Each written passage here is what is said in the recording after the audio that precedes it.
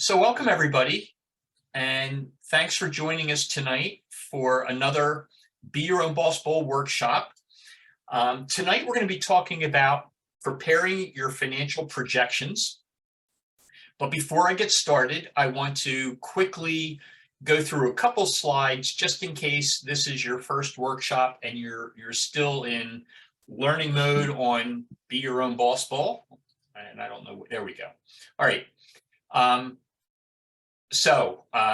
First spot to get started is you should go to our Startup Tree platform, join Startup Tree, create an account. It's very simple. Startup Tree is like LinkedIn, but for entrepreneurs. And we're asking you to do that because that's the platform that we're going to be using for you to do your submissions. And the process will work a lot smoother, and it's easier for us to get you the feedback from the judges if in fact you create an account now and submit using your account.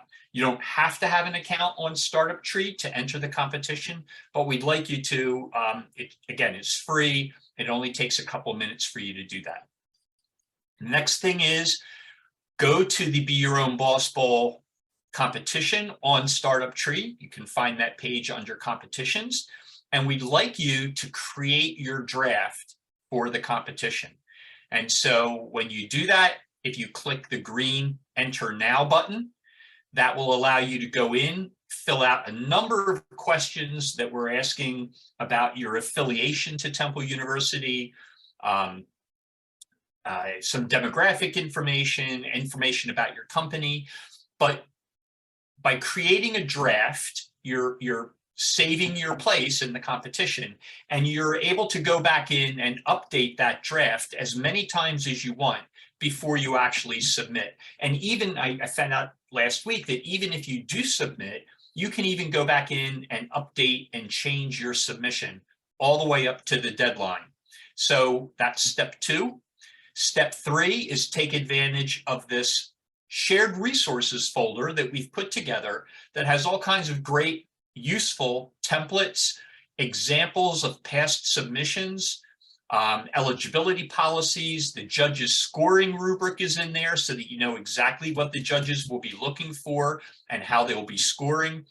It also has recordings, video recordings, or links to the video recordings on YouTube of all of the workshops that we're running, and copies of all the slides for those workshops. So a lot of really helpful information in there. And I'm going to actually show you some of those templates tonight as part of our discussion on preparing your financials.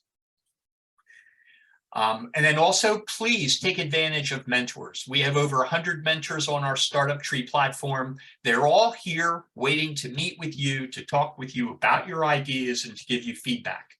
And I'm hearing from mentors that they have not gotten any requests for appointments. And so I encourage you to do that. Meet with as many mentors as you can or as you want to. You can work with one mentor and meet with them multiple times, or you can meet with multiple different mentors. And then last but not least is our last workshop that we're going to be offering for the Be Your Own Boss Bowl is going to be after spring break. And it'll be on a Thursday night this time, not a Wednesday night, on March 16th. And the topic is going to be the art, not science, of pitching. We have an awesome speaker lined up to have you come in. And we're also partnering with Blackstone Launchpad on this workshop. So please sign up, make sure you come. And again, you can take advantage of any of the prior workshops we've run by going in the shared resource folder, grab the links, and you'll be able to look at those slide decks from past workshops. Last but not least is a couple more key dates coming up. We have a peer mentoring event, which is going to be held at 12 noon on Wednesday, March 15th, with our Entrepreneurial Student Association. They have a guest speaker coming in. He's actually a college alum who's launched a business, landed on Shark Tank, and knows something about pitching. And so he's going to be there to share some tips and tricks as well about pitching and to take questions from the audience at the ESA event. So put that on your calendar. We have expert mentoring night coming up on March 20th. That will be a virtual event held at night, 6 to 7, I believe. You can register for that up on Startup Tree as well. And then submissions are due at 11:59 p.m. on March 22nd. So we're coming down to the end, about 2 weeks left. Once the submissions are in, we'll have our awesome group of first round judges going through all of the submissions, scoring them, coming up with great feedback to give to each of the teams. And then from their work, we will be selecting the finalists. They'll be announced on the 7th, additional pitch coaching for the finalists, and then the final event on April 20th. We hope you all can come out and be part of that final event or watch it on our IEI channel because we'll be live streaming it as well. All right, into tonight's workshop. So I want to start, first of all, by pointing you to that shared resources folder that I talked about earlier that we provide. And in there is a folder specifically for financial projections and has a lot of templates in there. These are Excel templates, Excel spreadsheets for you to use. The first thing I would want to point out is there's a document in there called Read Me First on financial projections. I would open that up, take a look at that document. It'll explain what each of these templates are and how they should be used, because it can be a little overwhelming to go and open up this folder and see 6 or 7 different templates and then trying to figure out, well, where do I go from here? All right. So you want to take a look at this Read Me First document. And this is just an example of some of the documents that are in that folder. All right. In the Read Me First document, you'll see we start off by explaining a little bit of an overview. There's a link in here to a great article that's written by Charles Schwab and Associates, explaining the 3 financial statements that every business should have. Keep in mind that for your Be Your Own Boss Bowl submission, you only have to submit one of those 3 statements, and that's a pro forma income statement or a forecast. All right. But you'll also see in here, there are other links in here to short videos, some articles, lots of material. This Read Me First document is fairly long, but it'll walk you through step by step on the basics of what you need to know in order to do and work on your financial projections. All right. So the requirements are the 3 documents: an investor style pitch deck, the executive summary, 1 to 2 pages, and then this 3-year financial projection. That's our focus for tonight, is that 3-year financial projection. And we're going to talk about how the financials that you're going to be developing for your business, how they all get reflected in that submission. So there's actually 3 places that your financials are going to show up as part of your submission. First is in the spreadsheet, an Excel spreadsheet that's going to cover your 3-year forecast. And that spreadsheet, we have a template for it. It's mapped out that the first year of the spreadsheet is by month, the second year of the spreadsheet is by quarter, and the third year of the spreadsheet is by quarter. And each year, there's a year total. So 12 months, and then a first year total, 4 quarters, a second year total, and then 4 more quarters and a third year total. That is the format that you have to use when you submit. All right. And that'll be on one of the tabs of that spreadsheet. All right, you're also going to be taking this financial information and you're going to be summarizing it, and you're going to be putting that on a slide as part of your pitch deck. All right, but it's going to be a summarized version, and I'll show you an example of what that might look like in a little while as part of the workshop.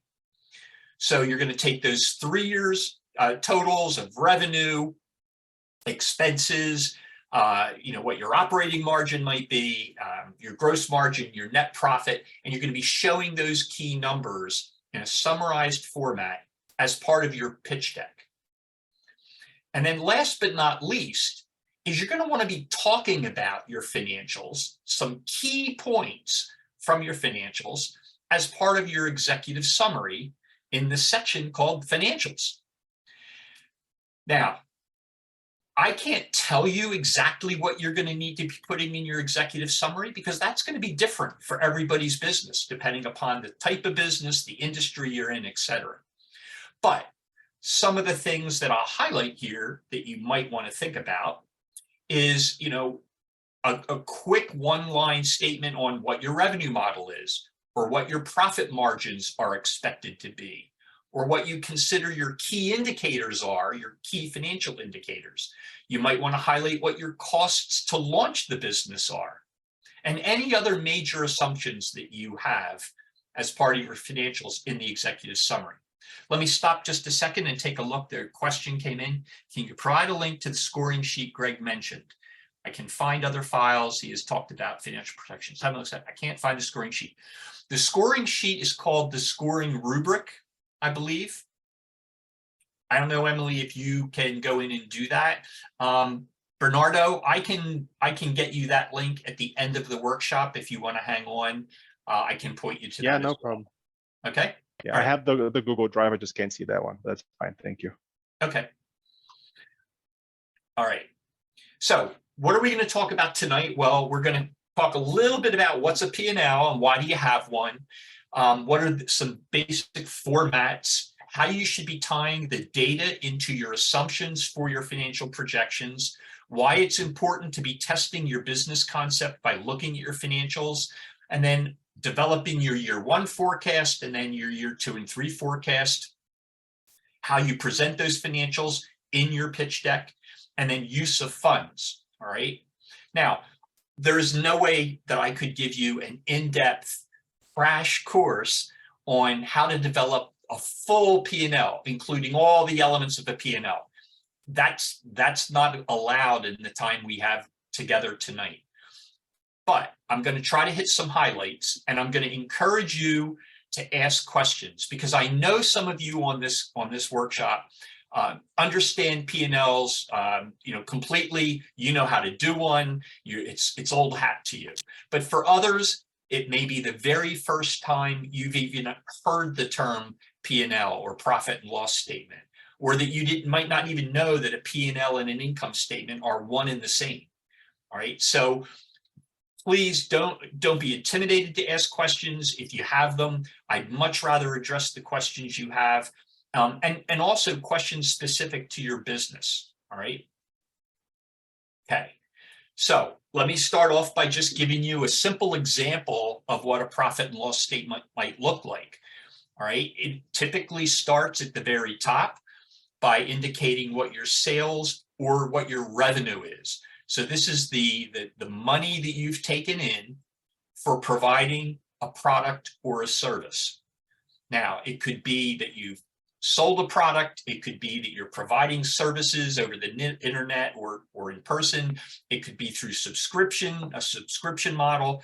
It could be ad revenue that you're getting from advertisers on your website, even though you may not be charging directly for your product or service.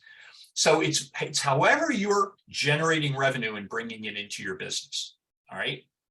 And it's typically totaled. You might have different ways of generating that revenue. So in this particular case, this lemonade stand, they're selling lemonade and chips. So they have 2 line items for that revenue.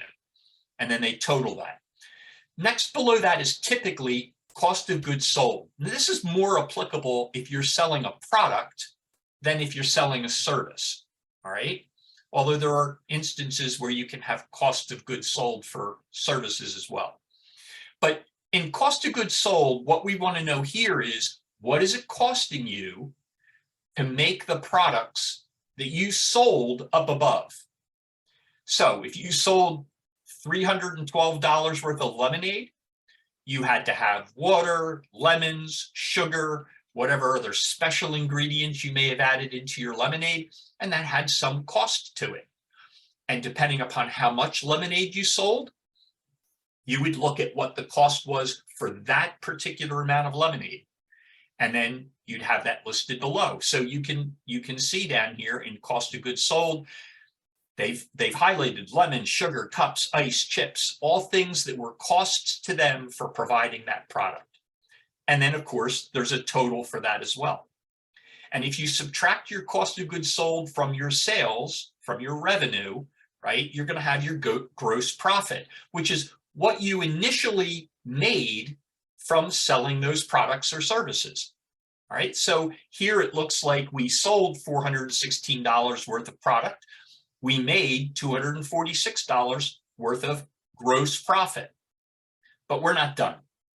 Because to run your business, there's more costs than just the costs of the product you're selling, right? You have, in this case, advertising.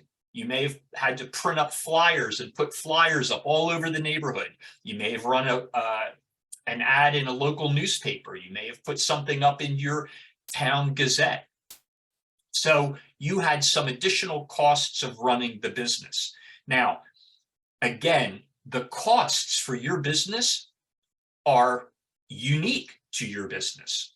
Many businesses, different types of businesses will have some common costs, but for your particular business, you may have some costs that the business next to you does not have. And so again, I'll show you some examples of the kinds of costs that you might want to consider for a typical business. But then I'd encourage you on the call here tonight on the Zoom, that for your business, if you've got questions about what things might be considered costs or might not, I'd encourage you to just ask, okay? So notice down here, we have our other expenses. SG&A stands for Sales, General, and Administrative Expenses. All right, that's what SG&A stands for. Sometimes you'll see that listed as operating expenses.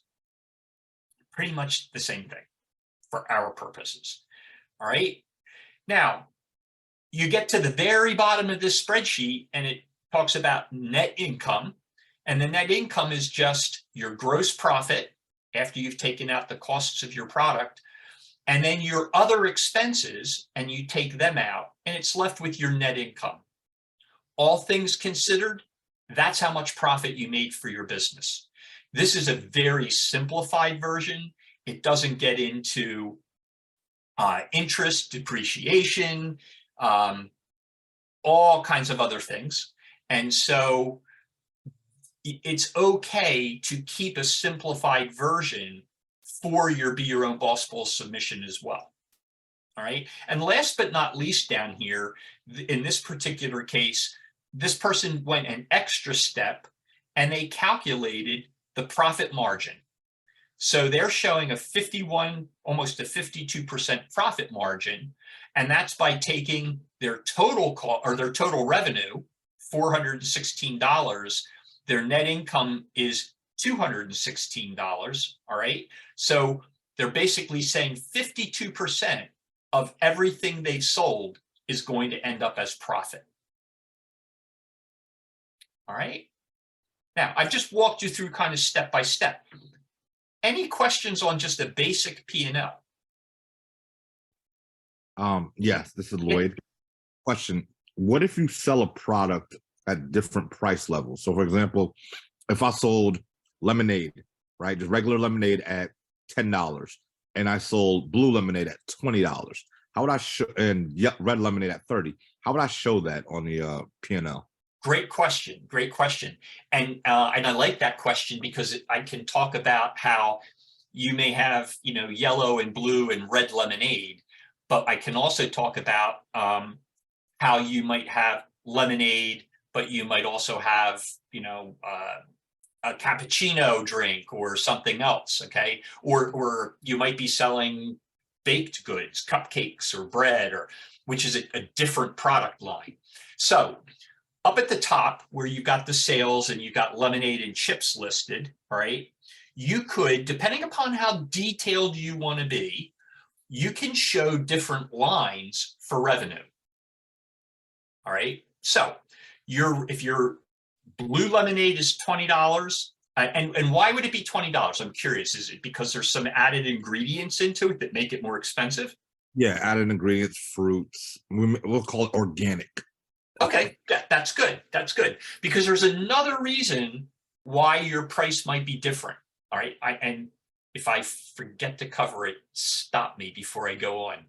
So if you've got different products selling at different prices, you can list those different products and the revenue from those products, and then just total it. All right. Now, if you're selling 100 different items, then that's a pretty detailed perspective. I wouldn't want to be listing that. So you could have your own little financial model that says, well, I'm expecting 25% of all my lemonade is going to be the yellow variety, 75% is going to be the blue variety. Then you have to ask yourself, well, on any given, day, week, month, depending upon what your time frame is, how many cups of lemonade am I selling in total?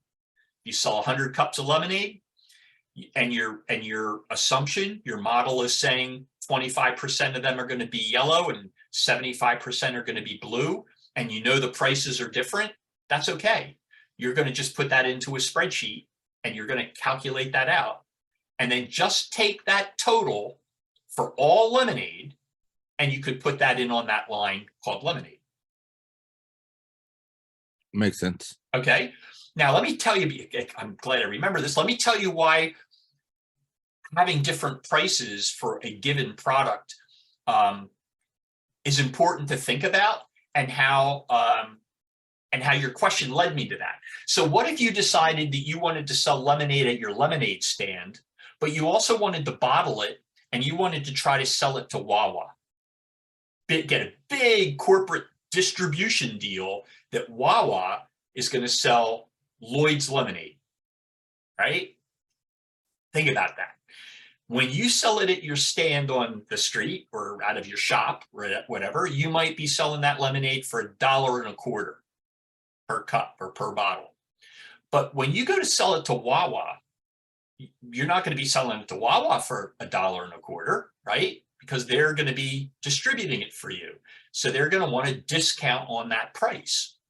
So basically what you're using a distribution channel through another outlet to sell your product. And when you do that, you're going to have to heavily discount it in order to get them to carry the product and then sell that product for you.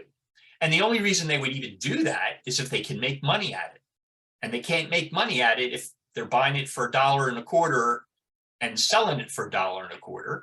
And they're not going to buy it for $1.25 and mark it up to $2.25 and sell it, because they know that the customers walking in are going to go, wait a minute, why would I pay $2.25 for Lloyd's lemonade from you guys? I can go down the street to Lloyd's lemonade shop and buy it for $1.25. So you're going to have to provide a wholesale discount. Maybe you're going to discount it and sell it to him for 40 cents. Now, Wawa can mark it up to that $1.25 because they want their price to be consistent with your price, right? But you have to now think that in your revenue model, you're going to have so many cups of lemonade sold through you, through your direct channel, whether it's your website, your stand on the street, or your storefront. And then you're going to have how many bottles of lemonade, Lloyd's lemonade, are you selling to Wawa? And since Wawa's price is so much lower, right, it makes a huge difference in your revenue model. Now, granted, you're hoping to sell a whole lot more of it because it's Wawa, but you have to take that into consideration, and it would be okay. Now, in that particular example, you would have lemonade listed, and then you'd have underneath it the direct channel, which would be your end user price and however many of those you're selling at that price. And then you'd have your wholesale channel, and then you'd put in what you think your revenue is going to be based off of the price you're selling it to them for, plus the number of units you're selling. All right. I don't know if anybody out there is thinking of selling a product through any kind of distribution, but if so, that's how you do it. Thank you. Yeah, you're welcome. All right, let's go. So why have a P&L? Well, P&Ls are really important tools for both you in terms of how you're going to run your business, but also they're really important because they give some insight to other people outside of the business as to how well your business is doing, right? Now, why would anybody care? Well, your investors are going to care, or your prospective investors, right? You can't go and say, hey, I need $50,000 to launch my business. Trust me, I'm good for it. They're not going to believe you. They're going to want to see your financial projections and see what they can expect in terms of the performance of your business. All right. So, for you to run your business, it's a great tool for you to look at how much you're selling, what your costs really are. Are you meeting your expectations for what you thought they would be? But also for the projections. And that's what we're focused on here mostly for that Be Your Own Boss Bowl program. All right. So from the P&L, you're going to learn things like, well, how much revenue are we bringing in? Not just in history, but also projecting out into the future. We're also looking at, well, not just what your costs are, but where are your costs coming from? So a lot of people will launch businesses and they've got their projections. And then after 2 or 3 months of business, they find, oh my gosh, I projected these kinds of costs, but I'm getting invoices for these things and these services, and these were all unexpected, or I thought they'd be much lower than they are. All right. So it's a good place for you to be tracking that. And then last but not least is, are you profitable? Because you may be in business to provide a service and to help other people and all, but you're not sustainable if you aren't profitable. You will come and go quickly if you launch a business and it may be really helping people, but if you aren't sustainable, if you can't keep at least a break even, your company's going to go out of business. And so that's important to know as well. Also on the P&L, from a projection standpoint, you can actually use it as I'll say a quick and dirty way of tracking your cash needs. All right. Now, I mentioned earlier about there's 3 basic financial statements that people use in running a business. There's the income statement or P&L, there's the cash flow statement, and then there's the balance sheet. And for Be Your Own Boss Bowl, we're not asking you to do cash flow and balance sheet. And part of the reason is because when you have a 3-year P&L projection, you get a pretty good feel for how much cash this business is going to need without having to do a detailed cash flow analysis. All right. And hopefully I'll be able to show you an example of that here a little bit later. And then also, this projection, this pro forma of looking out into the future, it gives you a perspective of what that future looks like. Are you reaching a point where your business finally makes it to break even? And maybe now you've gone from losing money to making money. What do the trends look like? Are they good or are they bad? And it might give you insights into what changes you need to make. All right. So that's why we have a P&L. Again, I already kind of covered this, but just very quickly, it's very simple math. You have your revenue coming in minus your cost of sales or cost of goods sold is going to give you your profit or loss at the gross profit level. You have your operating expenses. That's going to then you deduct that. That gives you your operating profit. I mentioned before about how you can go right to the net income. This missing step is the ITDA, interest, taxes, depreciation, and amortization. All right. So most startups, when you're launching your business, don't really have to worry a whole lot about these elements. Okay. Now, some would argue that when you get out to your year 2 and your year 3 financial projections, you better be considering interest, depreciation, taxes, amortization. But again, for the Be Your Own Boss Bowl purposes, we're allowing you to take it and keep it simple to be able to go from your operating profit. If you know you have any of these ITDAs, you can put them in, but otherwise just go right to your net income and show that. All right, and this slide and many of the slides in this presentation were developed by Dave Zeiler. I always like to give Dave credit for that. He was one of our Be Your Own Boss Bowl mentors from way back, and he used to run this workshop, and he probably did a whole lot better than me. But anyway, okay. I want to talk a little bit about assumptions, because many people entering the Be Your Own Boss Bowl get very hung up in the numbers, okay? And I like to redirect them and have them focus more on the assumptions that they're using to generate those numbers. So numbers are going to tell a story. You can show me your 3-year financial projection. And I've seen enough of these that I can look at them. And if I know the type of business and the industry you're in, I can kind of eyeball it to say, yeah, this makes sense. This is reasonable, or it's not. Okay, but that's just like the first sanity test. Then what I do is I go to the assumptions. I like to go and look at what were the assumptions that the CEO or that the team put together to generate those numbers, because that tells me how they're thinking, right? Anybody can put numbers on a spreadsheet, all right? You can fake it, and I'm being honest with you, you can fake it and put numbers into a spreadsheet. It's a forecast, right? That's all this is a forecast, all right? But do you have good, solid thought behind that forecast?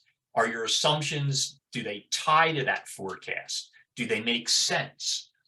All right, they're the things that the reviewers and that the judges will be looking for, not just do the numbers look pretty, okay? So, like I said, it's important to link your assumptions to your forecast. When you submit this spreadsheet, you're going to have one tab of the spreadsheet is going to be all the numbers. It's going to be your pro forma P&L.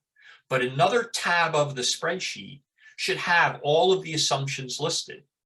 And the assumptions should tie back to those numbers. And what I suggest you do is start at the top of the P&L. And your first assumptions are going to be all related to revenue. List them, and then skip a line, and then you're going to list your assumptions related to your costs for generating that revenue. And then skip a line, and then jump down, and now your assumptions are going to be related to all of the other expenses, those SG&A expenses. And one of the beauties about building a model like this, building a spreadsheet, is that it's a living document. And so as you do more research, as you talk to mentors, as you talk to other colleagues, maybe people on your team, and you start bouncing around some of your assumptions. You know, we're going to spend $100 a month on marketing when we first launch. Well, what do we expect that that's going to generate in the number of website hits, and how many people that come to our website are going to click through, and how many of those people that click through may end up buying. These are all conversion assumptions that you're making, right? And as you play around with those numbers, the beauty of it is you can go back into your spreadsheet and you can change your formulas based off of those assumptions and look at what the results are that it gives you by changing some of those assumptions. Question. Right? Yeah. So how do you come to those assumptions? I understand what an assumption is, but how do you make those assumptions? So for example, you may put analytics on your page or whatever the case could be, and you could actually see one day, you know, how many the trends, right? But if you don't have that knowledge standpoint, how would you make those assumptions to make it more realistic? Yeah. So two ways to do that. Research, you know, you can research like benchmarks for an industry. All right. So do you mind sharing what business you're talking about? What's your business idea or what industry it's in, if you don't want to share the idea? No, that's perfectly fine. I can share the idea. The name of our business is Smart. We are LLC trademarked. We make NFC digital business cards, right? Through our products. So we have bracelets, keychains, cards, etc. Right. Okay. All right.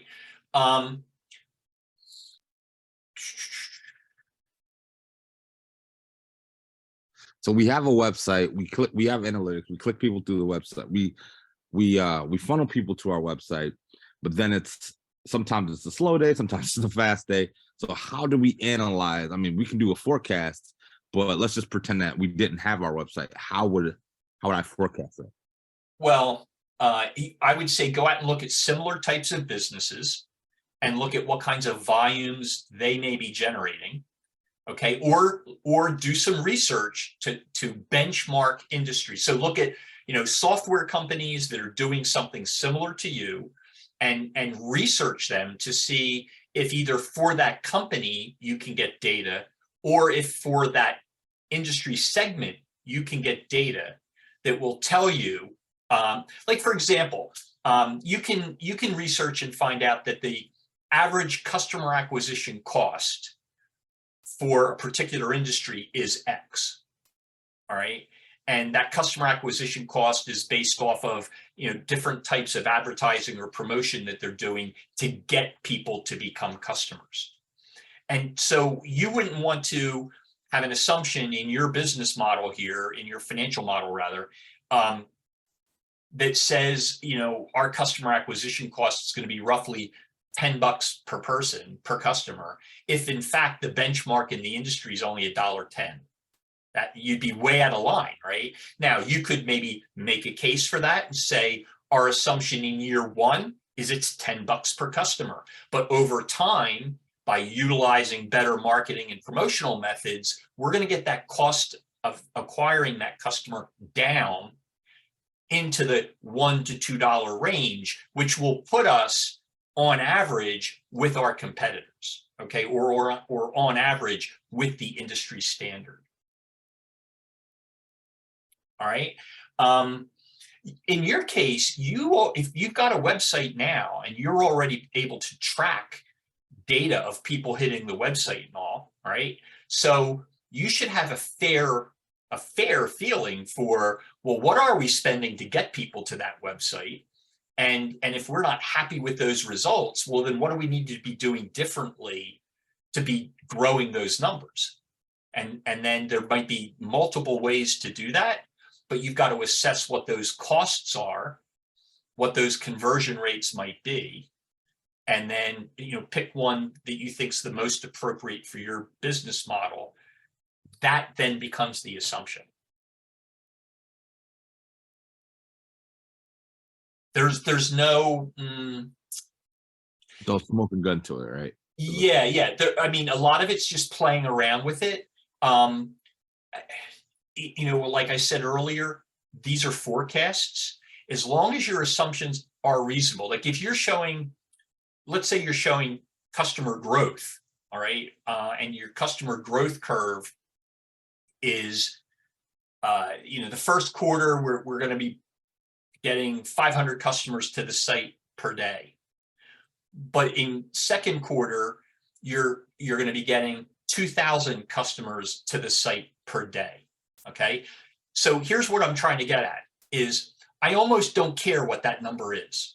If it goes from 500 to 2,000 per day from quarter to quarter, I don't care. What I do care about is how, why. And that's where these assumptions come in. So if you say first quarter, it's going to be, let's say, for the first 3 months, like 500, 650, 850. And then next quarter, it's 1,000, 1,500, 2,500. And then the next quarter, it's 5,000, 7,000, 10,000, right? That's pretty significant growth. I'm going to assume that you know your numbers as a reviewer, as a judge. But now I want to know why. How are you getting that growth? And you're going to tell me how you're getting that growth by putting an assumption in that says we're expecting 50% month over month growth for year one based off of X dollars of marketing spending. We're starting new marketing programs. We're, in Q4, we're going to be launching this other new channel, whatever it is. But it's basically, it's an explanation of your numbers. Otherwise, the judges are looking at this wonderful growth projection, and they're saying, wonder how they're going to do that. And if you aren't telling them how you're going to do that, then they're not going to believe it. If it's really aggressive, they just won't believe it. And even if it's mildly aggressive, they may not believe it because you haven't given them anything to justify how you're making that number climb. So that's what I mean by the assumptions. Maybe a better way would be to call them explanations. What are the explanations to your numbers? All right. I'm going to move on. I've spent a lot of time on that. I hope that helps, Lloyd. And for that really helps. Thank you. Okay. So here the next bullet was look to other businesses in your industry doing similar things to get insight on assumptions, right? And the Temple Library can really help with this. So we had Adam Shambaugh as our workshop leader last week. And he was focused on researching markets and competitors. And so, again, you can reach out to Adam Shambaugh at the Temple Business Library. He is an awesome resource. Tell him what it is you're looking for, what information you're trying to get to. And he can, 9 times out of 10, can help you find that or show you how to get that information. And if you're an alum, some of the data sets and research tools that are in the library aren't directly accessible by you because you're an alum. But if you contact Adam and tell him what you need, oftentimes he can run those types of analyses for you and then send you that data. All right. Okay. So, what kinds of assumptions are you making? So does anybody have any, let me stop here for a minute. Anybody have any questions on assumptions that you'd like to ask? And I'll take my best shot at seeing if I could help you try to craft how to state that assumption or how to go find that assumption.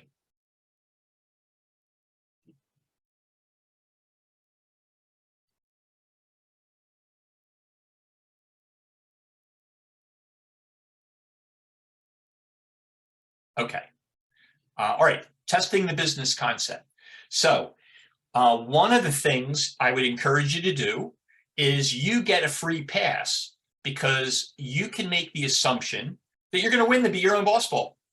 And that's going to immediately give you $20,000 in funding as a first prize winner in one of the 2 tracks, either the undergraduate track or the upper track, plus the additional $40,000 cash and I take out the or more, but the additional $40,000 cash as the grand prize winner. So you can make the assumption that you're going to get $60,000 in funding for your business. All right. Now, you don't have to make that assumption, but if you want to, you can. And the judges are okay with that. Okay.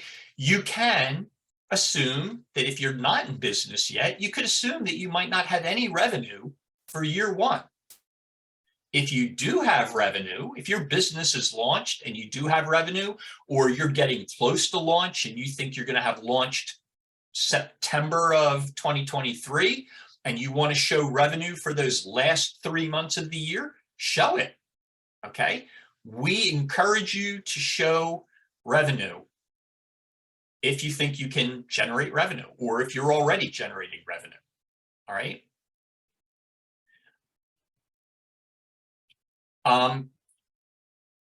One of the things that I usually encourage people to do is to start doing their financial modeling based off of their costs. I just think it's kind of an easier place because you really don't know, if you're not in business today, you really don't know what your revenue line is going to be yet. You have a whole bunch of assumptions that you're going to need to make, but you pretty much can figure out what your costs will be, your basic operating costs for your business. And again, I'm saying, don't worry about variable costs versus fixed cost versus SG&A. Just think of it in terms of what are your operating expenses. And in operating expenses, a simplified perspective of that would be, again, if you're selling a product, you're going to have costs for that. That is your cost of goods sold. But if you're in a service business, you probably don't have that. So then all your other costs are going to be down in this SG&A category. All right. And there are, I won't say an infinite number, but there are a lot of categories of potential expenses for your business.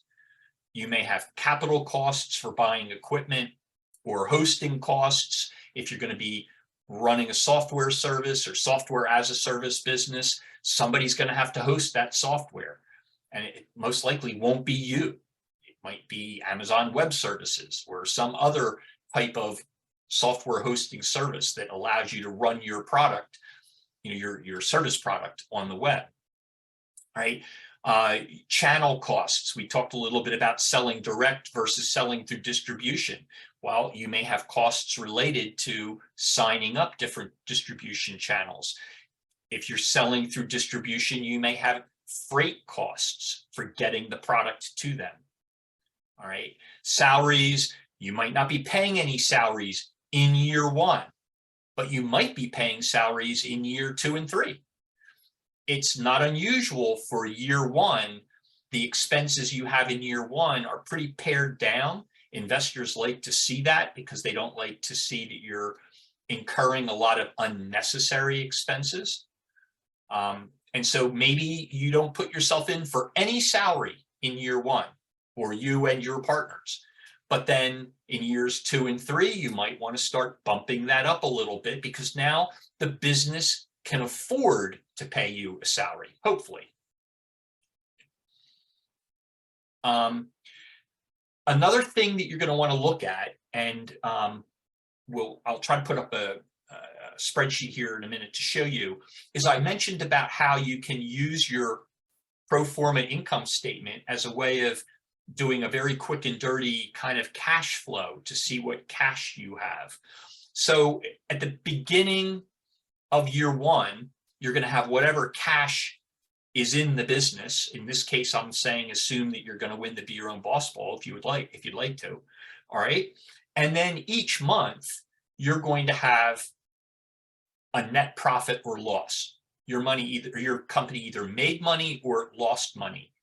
And in the first year, investors expect that you're going to lose money. In fact, they might even expect you to lose money in year 2. All right. Again, depending upon the type of business, the industry you're in. And in some cases, like if you're proposing some type of medical technology, you might not be turning a profit for this business until year 4 or 5, because there's a lot of upfront costs for testing, FDA approval, things like that.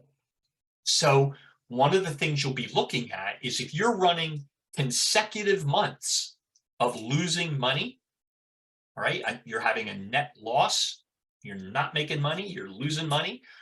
If you add up all those losses over time, that's giving you a pretty good indication of how much money you need to be asking for from a prospective investor.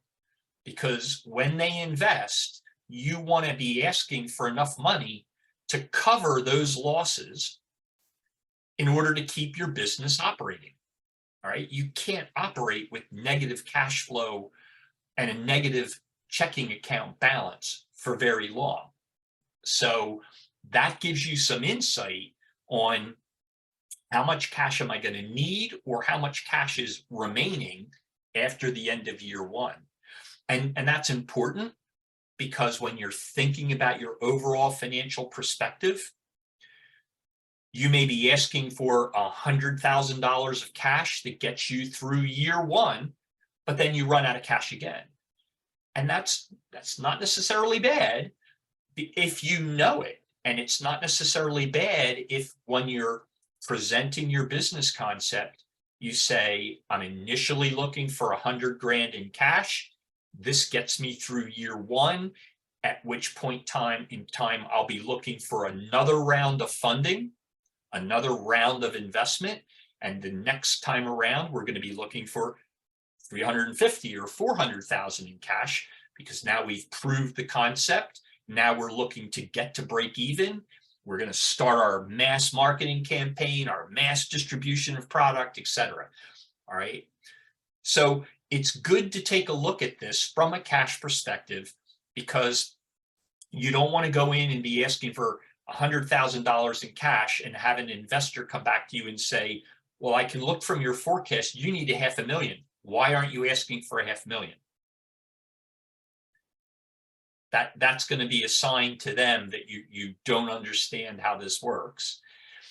And it would be okay. One good answer back to them would be, well, I am only asking for 100,000 in cash now, because that's all I need right now. But I am anticipating having to raise another round of funding. We'll be starting that probably in the next 6 months. We hope to secure that round of funding within a year so that we have the cash we need to keep the business going.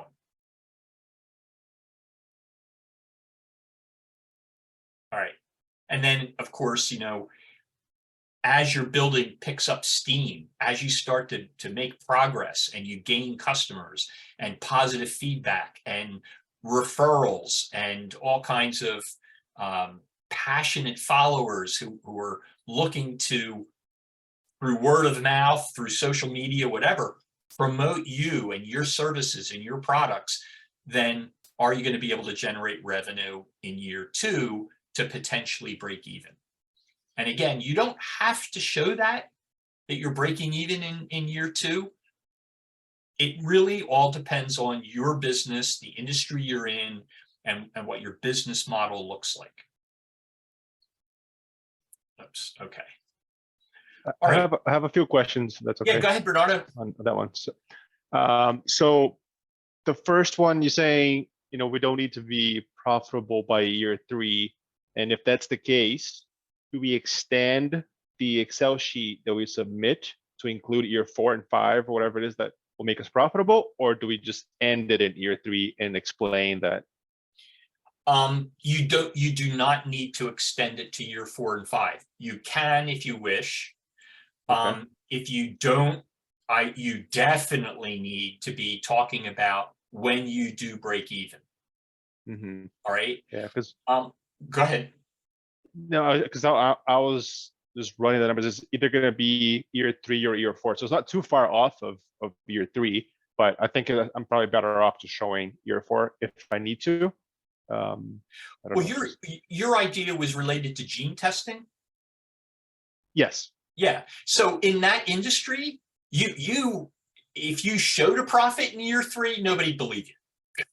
Okay. Yeah. Right. Yeah. I mean, you just need to be very clear that I would be clear up front that your cash requirements to hit break even are going to be much higher because of the industry you're in, because of the testing that's required. Right. I mean, and I pivoted the idea a little bit. So there is a way to make it profitable more quickly, but it may not be exactly at the 3-year mark, right? It does. Yeah, there's no magic, Right. 2 years, 11 months, 3 years, 7 months, 4 years, 2 months. There's no magic number where they're going to not look at you. It's just better that you've got a good, solid explanation. Yeah, makes sense. And the other question is about the revenue section of the financial statement. Like, where does funding from co-founders or from other grants or even from winning the competition, that's not revenue, right? That's in a different category. No, it is not revenue. And this is where it gets really complicated, and why we don't ask for the other two financial statements, because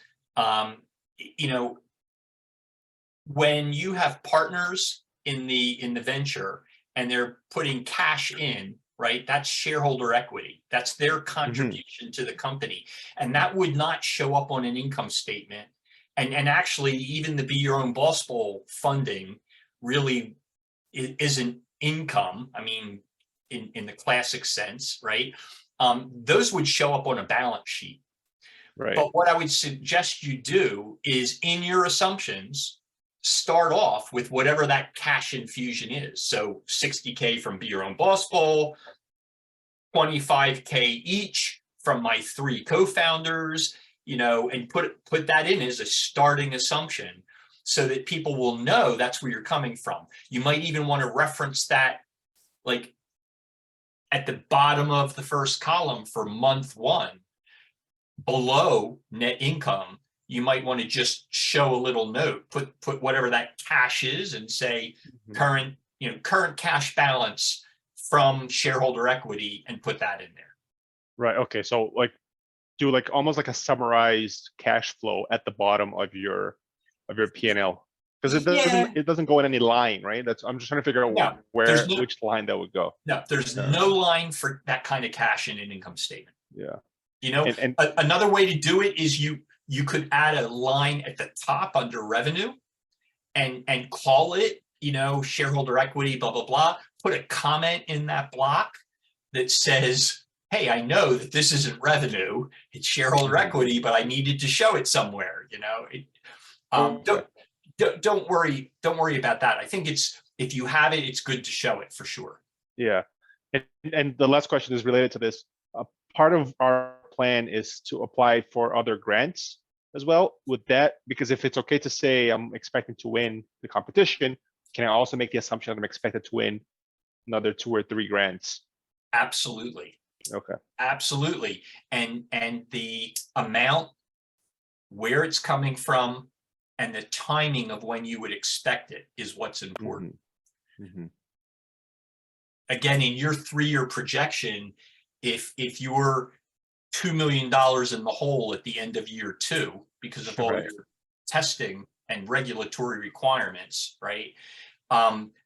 That's a big number to be in the hole without some explanation that, oh, well, yeah, that's what that number shows, but we're expecting a 100,000 grant from an SBIR program or a $500,000 grant from another program, and try to indicate what that timing is. And again, you could do that in the assumptions, or you could do that below the net income line and just show. You could actually do like a cash infusion line, just one line. Okay. All right. Perfect. Thank you. Okay. Any other questions? Anybody else? All right. So I wanted to now this is not showing by month, this is showing by quarter.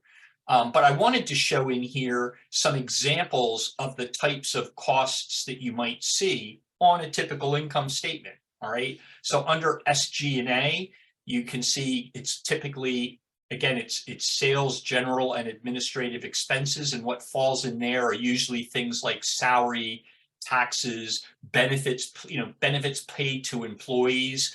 In this case, the taxes here are the taxes related to their salaries, right? So companies have to pay in,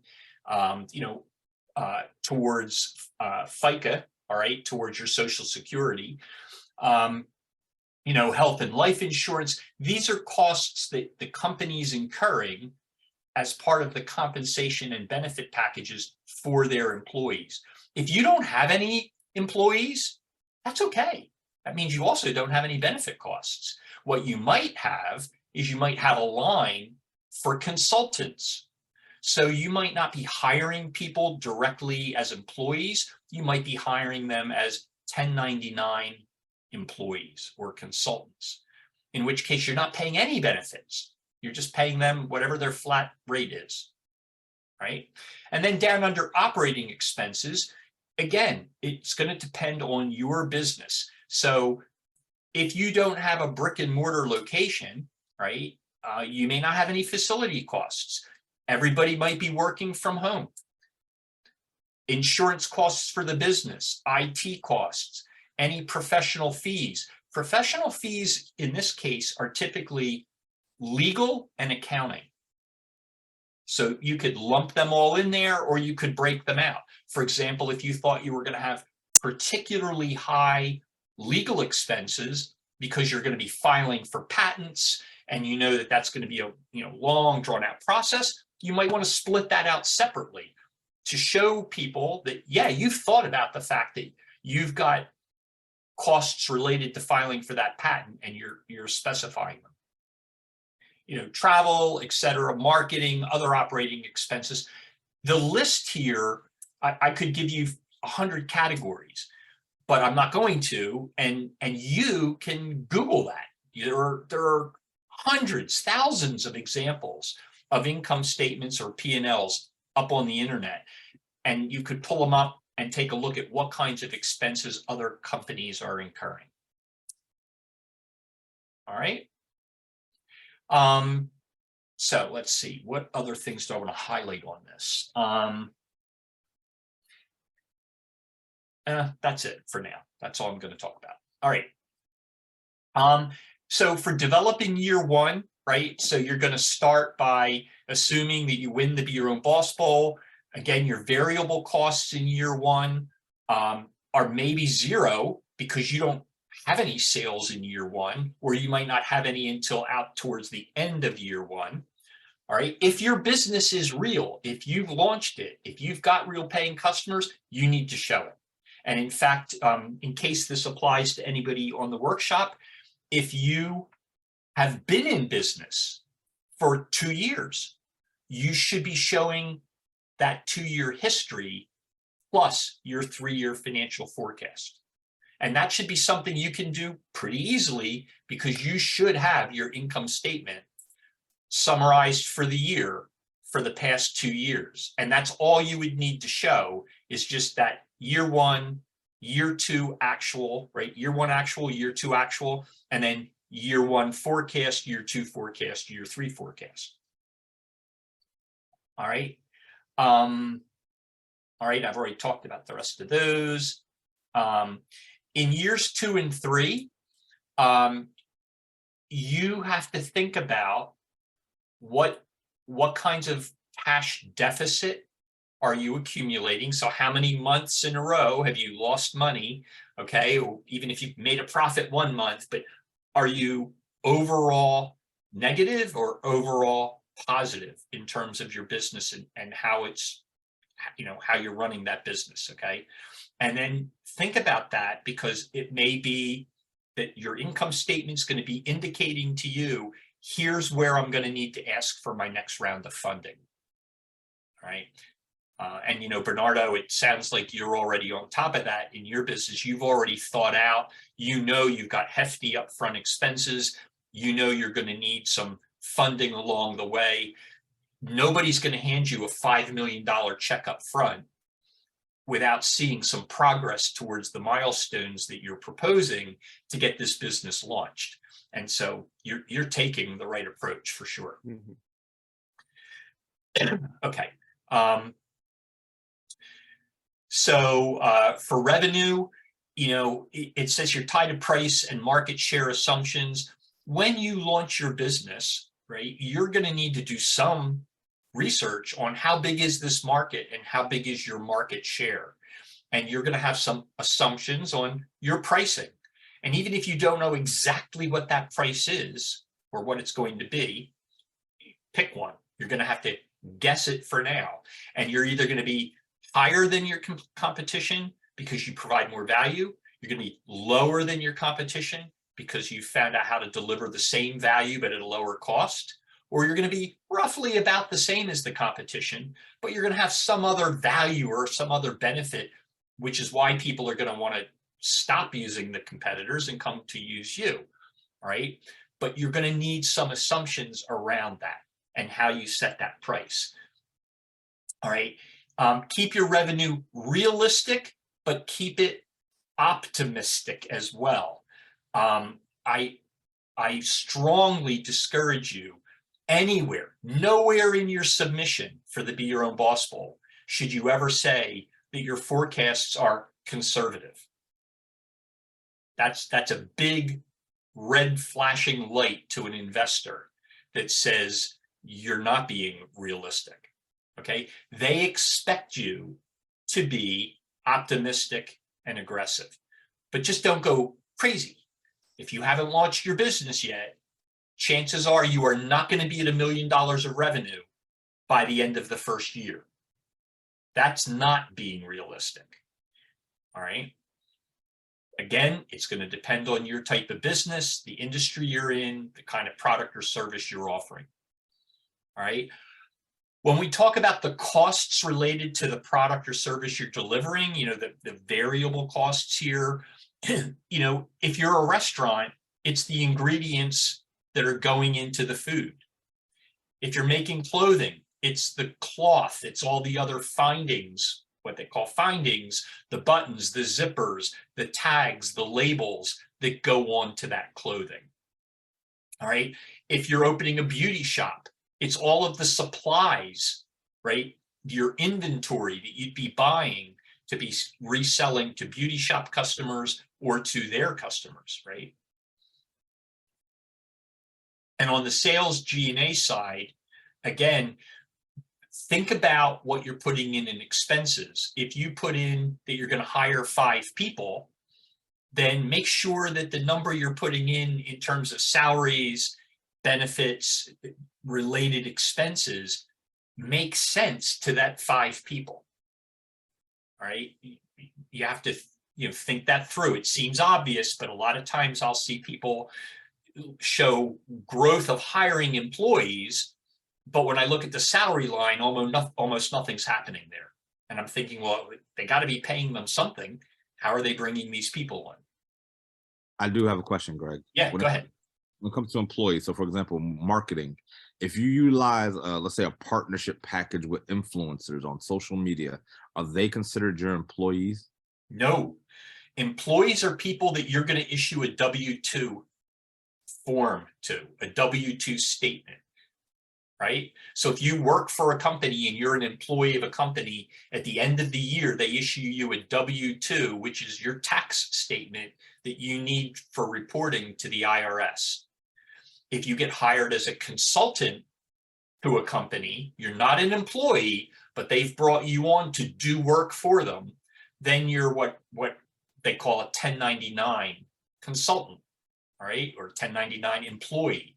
You don't work for the company directly. The company's not paying you benefits. They're not obligated to pay you benefits. They're going to issue you a 1099 statement, not a W-2, for you to report your income to the IRS. Okay, so they're identified as expenses more so? Yeah, if you're hiring an agency or you're paying influencers, they're not employees for sure, because you don't want to be paying them benefits. They're 1099 employees, not W-2 employees. Thank you. Yeah. All right. All right. So some general rules about a general sanity check on your business strategy. And I know this is, it probably sounds like I'm talking up at 30,000 feet here.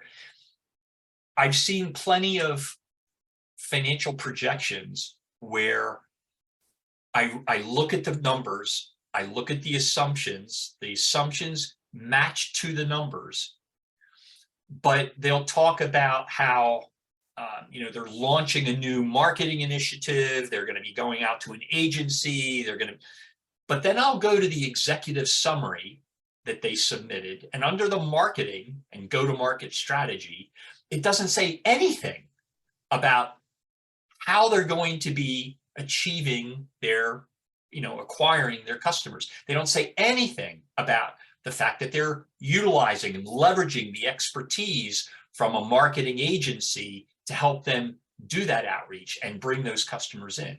So that's what I mean. You got to tie the numbers back to the plan, and it's got to be rational. It's got to make sense. I'll give you an example. A lot of people say, I'm launching this software and my revenue, it's going to be a free package. My revenue is going to be off of ads. It's going to be all ad revenue. But then they never show in the assumptions how they are achieving that. people just are not going to come to your website just because you've launched a website. You've got to have a strategy of how you're going to drive people to that website, how you're going to make that website sticky so they keep coming back, how you're going to push them through that process so that they end up actually purchasing the service. All right. So you have to make sure that the numbers and the assumptions do tie back to your business strategy that you're going to summarize in the executive summary and that you're going to be talking about and pitching in the pitch deck. All right. You know, company size being realistic and attainable. Again, you know, some of this is a guess. It's a forecast. You've got to make your best guess. You've got to look at what other companies have done, how quickly they've grown, what strategies did they use to grow those companies in related industries or for related products. That's one of the best indicators of how high or low you should go with your forecasts. And in determining, well, how big, you know, is your company going to get at the end of year 1, year 2, year 3. Again, growth projections should be aggressive, never conservative. The reviewers, the judges will automatically discount your numbers. Revenue projections showing penetration of the target opportunity. Really all we're saying here is you want to be showing that you are making progress and gaining market share. All right. If you, at the end of year 3, have not gained any significant market share, then a potential investor is going to be asking, well, then why should I get into this? Why go to all this trouble if we're not going to become a player by the end of year 3? All right. And again, I've already talked about funding requests should be based off of what you think you need. Where are you going to fall short in cash? All right. These are just kind of some general things I've already pretty much talked about. You know, yeah, these are all things I've already said. Don't get hung up here. So here's one. Don't get too hung up in how you present your numbers as well. These are, I said, these are estimates. Do they make sense? If they make sense to you, that's great. Share them with somebody else and see if it makes sense to somebody else. Have them look at your assumptions. Have them challenge if the assumptions support the numbers or do they contradict the numbers. All right. Nobody is expecting your forecast to be accurate. Nobody. All right.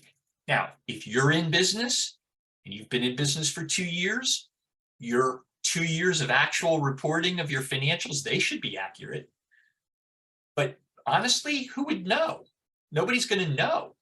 So do the best you can, show accurate numbers when you have them, but on your projections, on your forecasts, just be reasonable.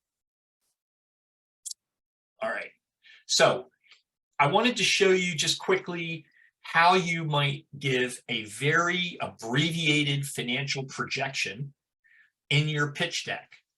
So we talked about the spreadsheet, 12 months, an annual figure for year 1, and then 4 quarters, an annual figure, 4 quarters, and an annual figure.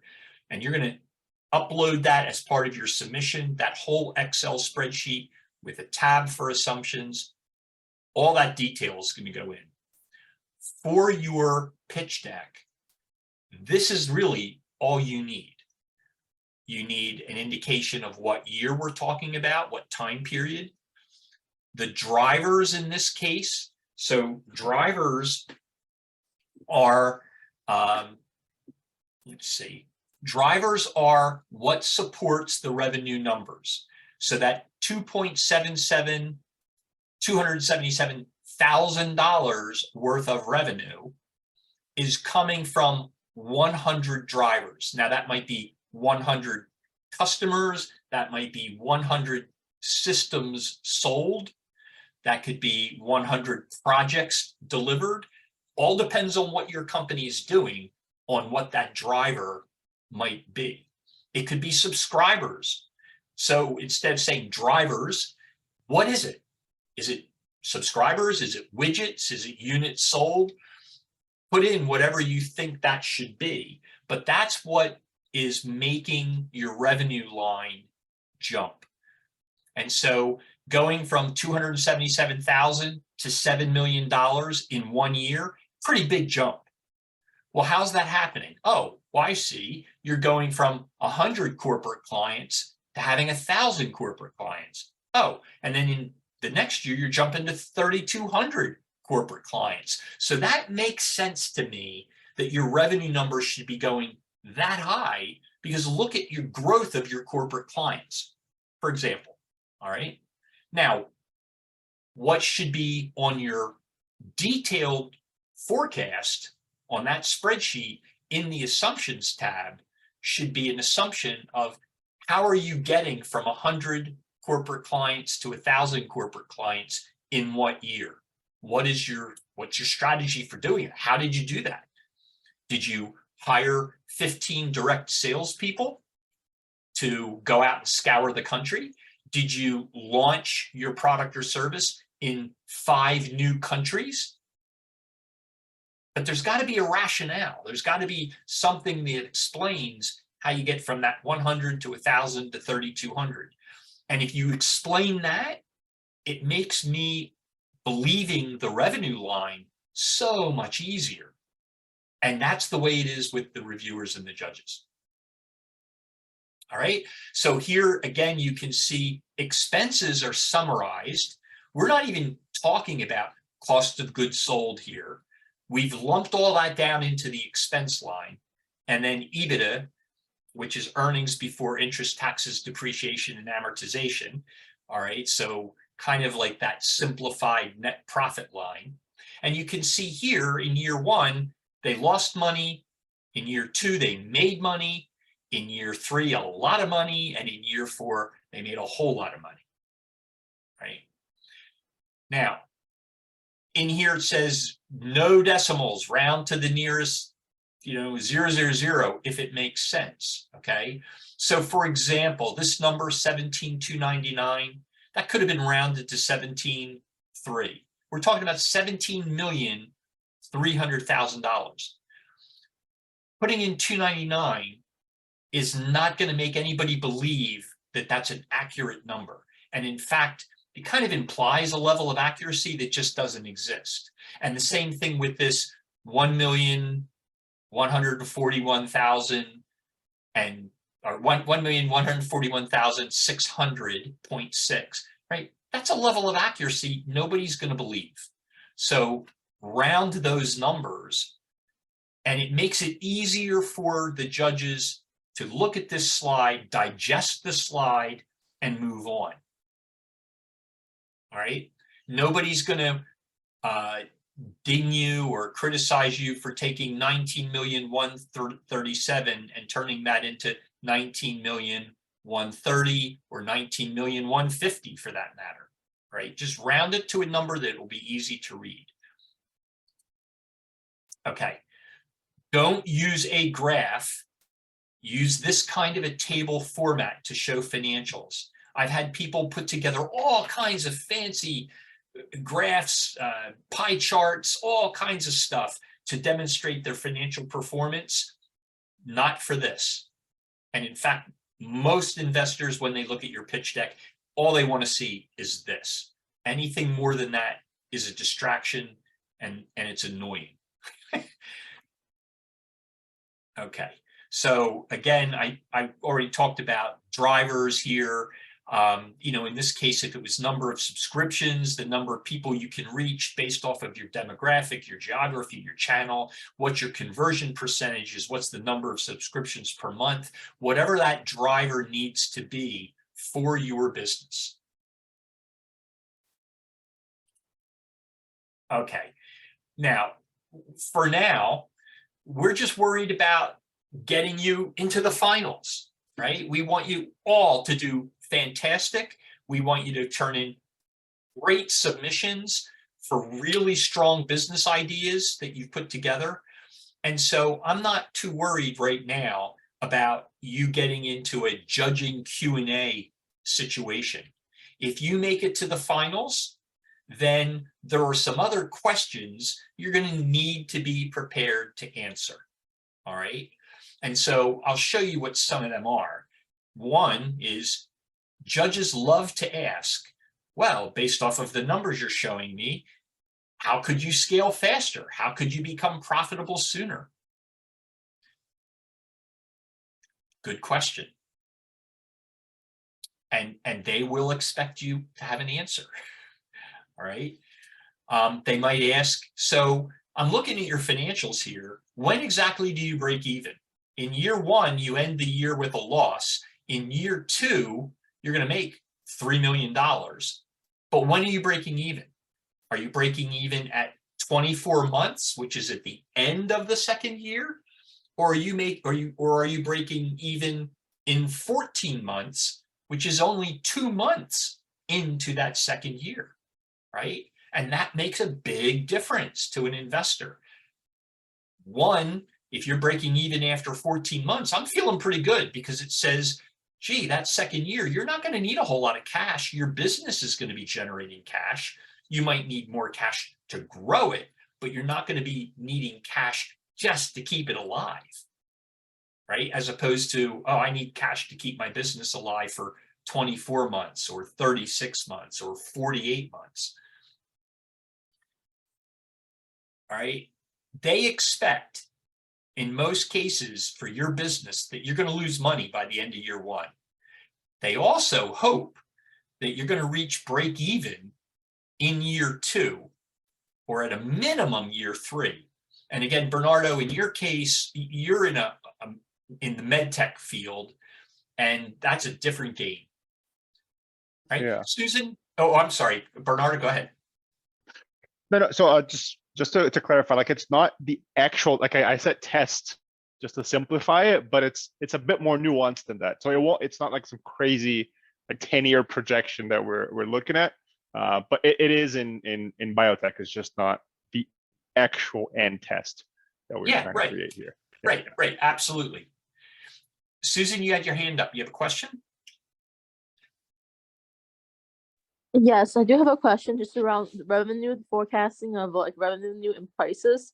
So I just don't know how to price certain items. Do you price them based on what similar items on the market are priced now, and then you estimate how much revenue you will get from those prices, or do you just do more research regarding like revenue? Well, there's different, there's different kinds of pricing models. So there's cost-based pricing where you're going to know your costs and work hard to get them as low as possible and controllable. And then you're going to decide what your margin should be based off of that price. Like what are your competitors selling for? And if you want to be at that level, you then know what your margin is, right? So you can price based off of your cost. This is my cost. I want to make this much money, profit on each unit, and then set your price. You can do competitive pricing, which is what's everybody else out there selling it for? And assuming that I can run my business at least as good as they can, well, then I could sell it for the same price and be competitive with them. But then you need to think through, like, what's the advantages of that? Should I be higher? Should I be lower? Like I said, are you adding more value, maybe less value? Right? And I'll give you an example of that in just a second. And then the third way you can price is value pricing. And that's, you know your costs, but what kind of value are you delivering to your customers? What are they willing to pay?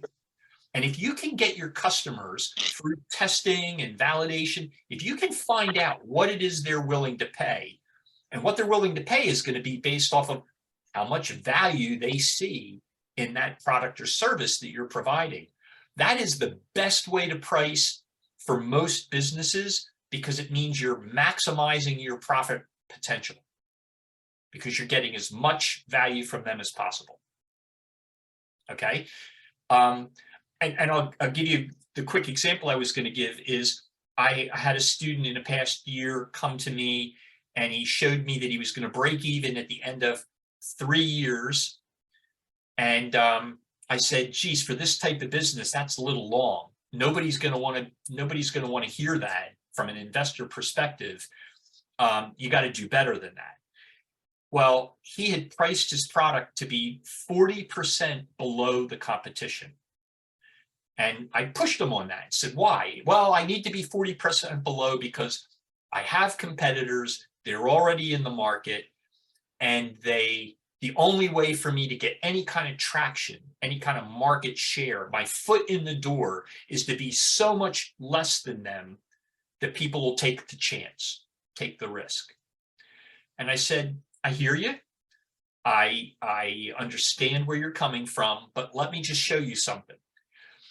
So I had him take his financial model, his financial projection, and I told him, raise your price by $1. So raise your price by 20%, which meant instead of him being 40% below the competition, now he was like 22% below the competition. All right. And I said, see what the outcome is.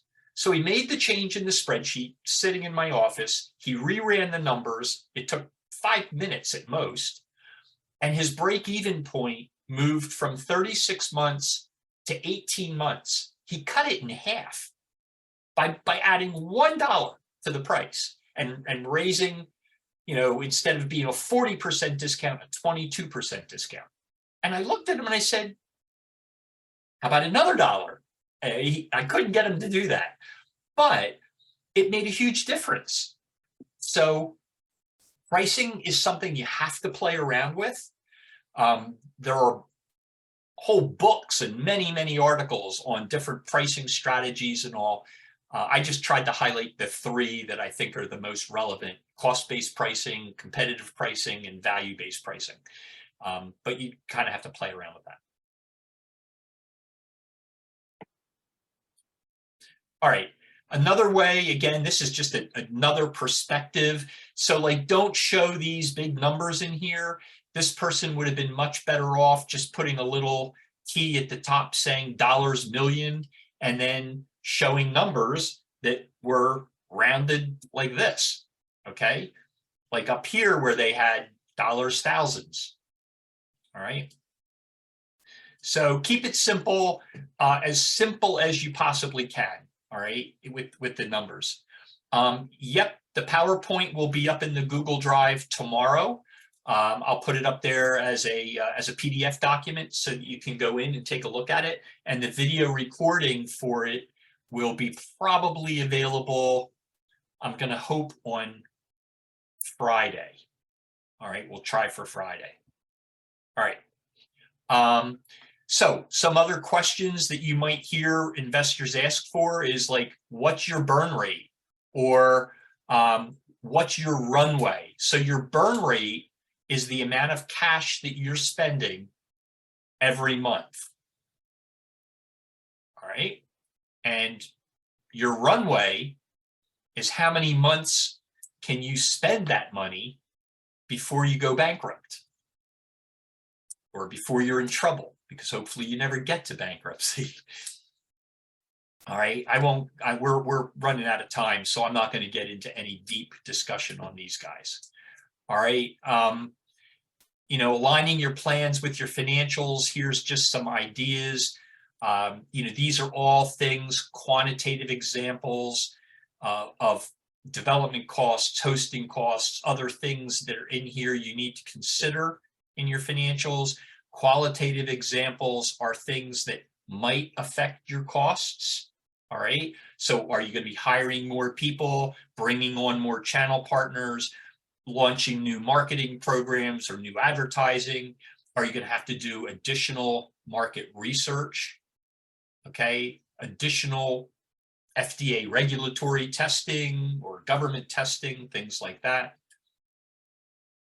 So in summary, I like to tell people to get your feet wet, maybe start with your costs And then as you're developing those costs, you'll be thinking about, well, how much am I going to be spending on marketing? And what kind of marketing programs am I going to run? And how often am I going to run them? And what would they cost me? And gee, how many people is that going to bring to my website or bring in my front door? And then you can start working your way into thinking about revenues, right? Because you can't generate revenues without customers. You know, everything needs to be consistent. The estimates need to make sense. I've said, you know, investors are already going to discount your projections. All right, I'm going to stop there. We've hit 6:35. I apologize for running over. I have some other slides that I'm going to skip through about funding and uses. I covered them in another workshop, and I talked about exit strategy and how you could talk about exit strategy in your pitch. So I'm not going to cover them here, and I'll just end with the Qualtrics survey. If you want to take that, please take that. And Emily, I still forgot to change the BYOBB 2023. Yeah, I changed it on my other slide deck. And then if you're here for FLDP points, I really made you earn them tonight by going long. Here's the FLDP point slide for you to be able to apply for that. And I will stay on the Zoom call if you've got other questions. A lot of you are still here, or at least it looks like you're here. Whether you're here or not, we don't know. But if you'd like to ask questions, I will let you do that. I'll stay on until everybody's got their questions answered.